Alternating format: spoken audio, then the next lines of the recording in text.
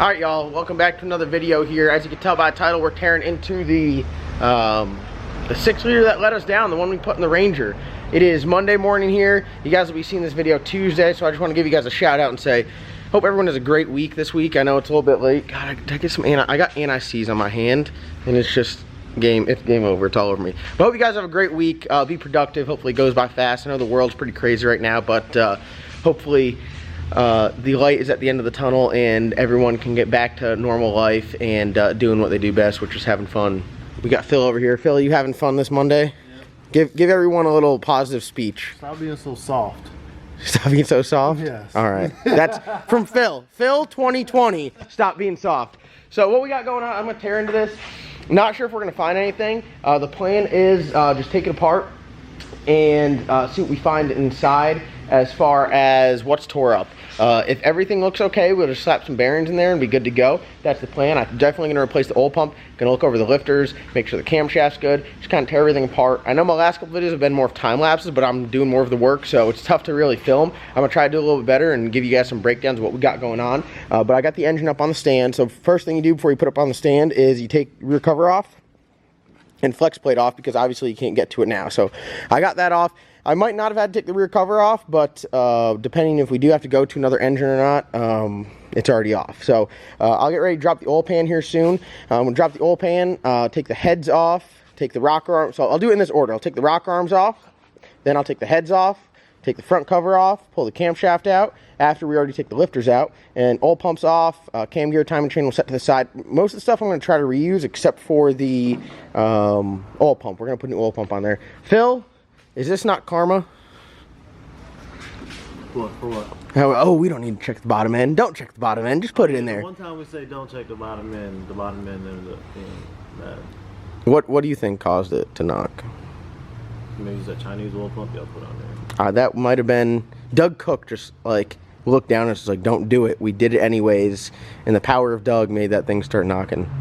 I mean, it happens. So that's kind of where we are as far as tearing down. We're gonna try to tear it down, put it back together, and have it back in the truck by the end of the day today. I know later today we're going testing in Darlington with the Bad Apple and with Brett and with Grumpy Cat and Kevin Mullins. So we got a lot of stuff going on today. So it's like 9:30 here at the shop, and already got it up on the stand. Just gonna try to knock out as much of it as I can and try to get everything.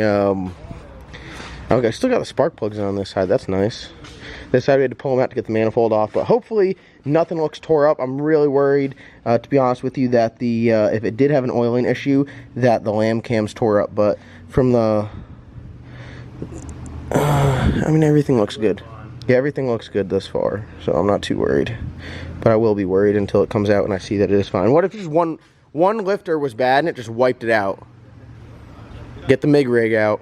We're gonna fill that thing in. So, all right, let me, we're gonna pull these rocker arms off here and get to it.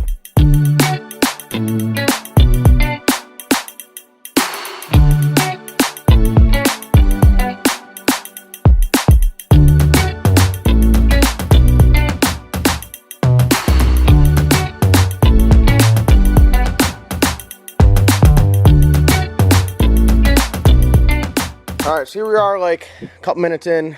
We got the rockers off, push rods out, front cover off, oil pan off. You have to take up the pickup tube loose to get the oil pump out. Dude, look at the slop on this timing chain still. Dude, look at that. That? It's like it almost needs a cam tensioner or a chain tensioner. You never worked on that LS before? Wow. Wow. You know what, this one is, I told you before, the first ever lowered. Y'all giving me shit about my chain tensioner? Yeah. Laughing now. This is a lowered cam location block. It's one of one. Might need that chain tensioner. I'm gonna just take a link out of the chain. I'm gonna take it out and I'm gonna MIG weld it back together. Oh, it doesn't work. Why? Have you tried? I did it with a motorcycle chain before. I couldn't find the motor. Oh God! All right. So let me zip this thing apart quick, and we'll just open it up and see what's inside. Phil, I got bad news. It doesn't spin good. It doesn't spin good? Nope. Got metal locked in it now. Oh God. Oh yeah, This is our issue. So do we take the blame off Zach? No, we still put it on that. All right, good. China. I'll put a GM. You got an LSI oil pump laying around? Well, I know it. In stock today. All right, you guys can see this side's pretty scarred up. Phil, what's your diagnosis? Professional diagnosis? Hold on, you're blurry. Art, you're in focus. The relief piston stuck open on the hump. So? Probably I didn't have no oil pressure. We probably should have put a gauge on it to see if it made oil pressure. Yeah. Motor might have been fine. Motor might have been fine. It's not fine anymore, though. Definitely not. Folks at home, oil pressure is one of the key things to log. So log it. Learn from my mistakes, okay? I didn't have oil pressure on it before. It's kind of like out of sight, out of mind type deal. Yeah, I mean, but clearly not. Clearly it was out of sight and it did mind.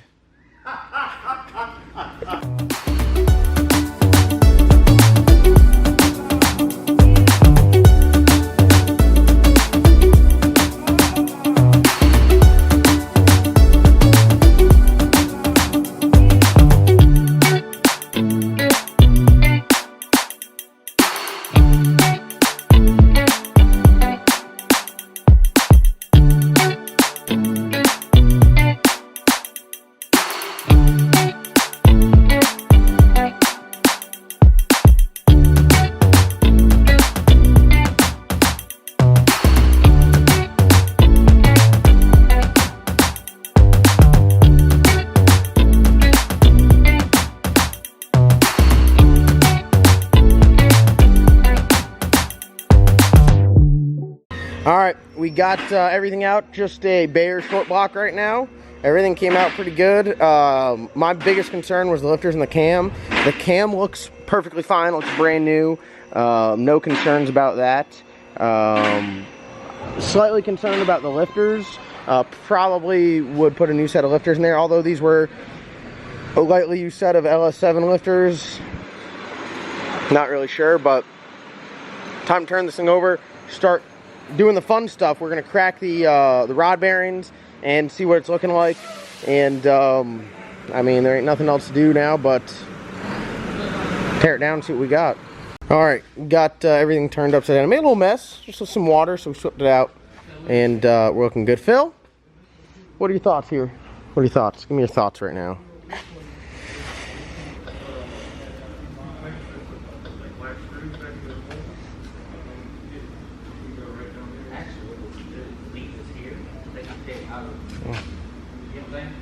I don't know which one's not.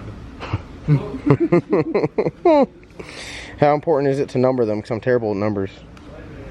I think it's this one. Yeah, it's this one. Oh, yeah, you can see the bearing right there. Oh, there's Rodney right there. There we go. God, do you think it's going to be a rod and or crank or just a bearing? Probably rod and crank if it's pushing out. Don't. Stop. I would start with that one so you don't waste your time. All right, say no more. We got Phil on the camera here. Back to ebony and ivory performance. Bro, it's definitely a 13, I think. No. That's an 11. My bad. God, people are like, y'all are the LS channel? No, I'm really not an LS channel. That's only my second. I don't rebuild stock bottom ends. Change them out. Well, if it was spinning on the crank, that could be a good thing. Oh no. It spun the bearing, because there's half of it. Well, of course it spun the bearing. It's welded to it. Oof. It might have turned the rod. Hold on, let me get a screwdriver here. Rod, look at this. That's smoked. Smoked. Sing it. Hold on, wait. Don't focus.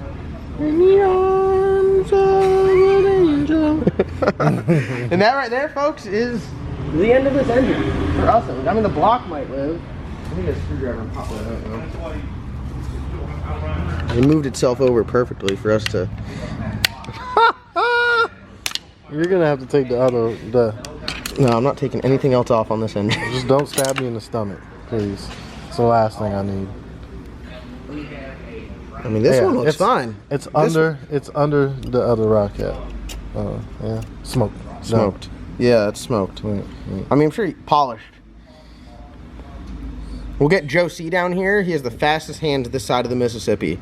Well, that side of the Mississippi. That side of the Mississippi. And we'll polish this. The thing is, I was gonna get a crank kit from AutoZone, but it doesn't come with one rod. We don't have 1/6 rod. We have a 6/0 rod here. Do we? Yeah. What do you mean? You know, like you have it like inventory under Black Belt Performance is 1 6-liter rod. Yeah, pretty much. One good 6-liter rod. Oh, no, that's We can have 7 Gen 3 rods and 1 Gen 4 rod. Well, at least we know we won't hang that cylinder. I'm just putting the 5.3 in there.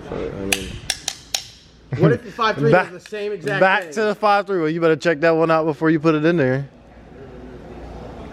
No, the thing is, I'm sure it looked fine before we put this one in there.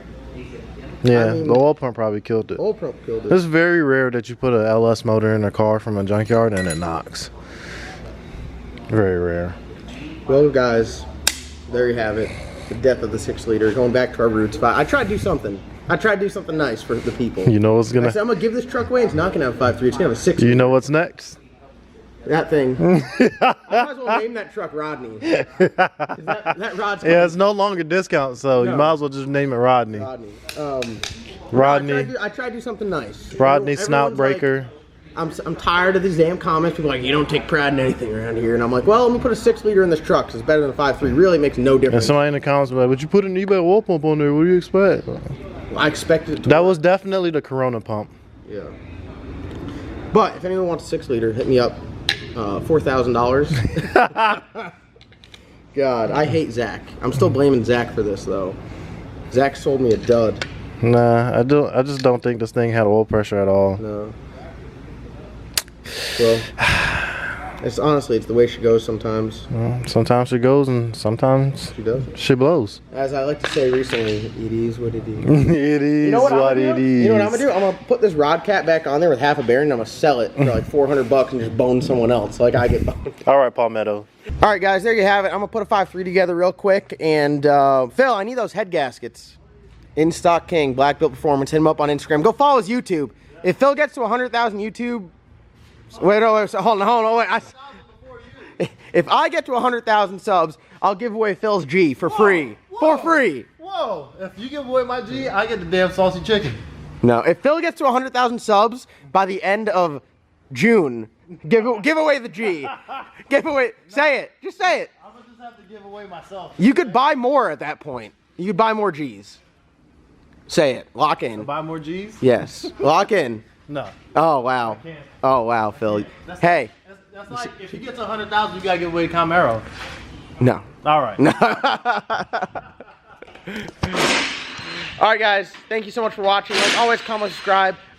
Next 2 videos will probably be at the racetrack, so I know you guys love those. So the Black Sheep engine is almost done. MGP, Dart, TCAM, all the companies that help us out with that. Got it back together quick, and we are flying. So thank you guys for watching. Comment, subscribe. We'll see you guys in tomorrow's upload.